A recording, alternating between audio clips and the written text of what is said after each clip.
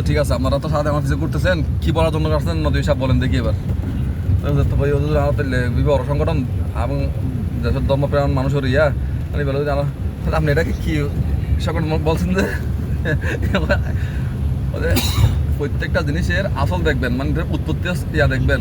যেটা উৎপত্তি ঠিক নাই যেটার প্রতিষ্ঠার ইয়া ঠিক নাই জগসা হুজুর এটার মহাসচিব ওনার থেকে কেড়ে নিয়ে ওনার ছাত্র মহাসচিব হয়ে গেছে ছাত্র এক কথা বলে নাই যে আমার ওস্তাদকে আপনার কি জন্য বাদ দিচ্ছ কথা জিজ্ঞেস করতে পারে নাই এই সংকটে আপনি কি আশা করেন এটা হচ্ছে ওই ঘূর্ণিঝড় জ্বরটা 6 মাসের মধ্যে হয়ে যাবে ঘূর্ণিঝড় শেষ হয়ে যাবে এখন এটা বুঝি করে সবাই ব্যবসা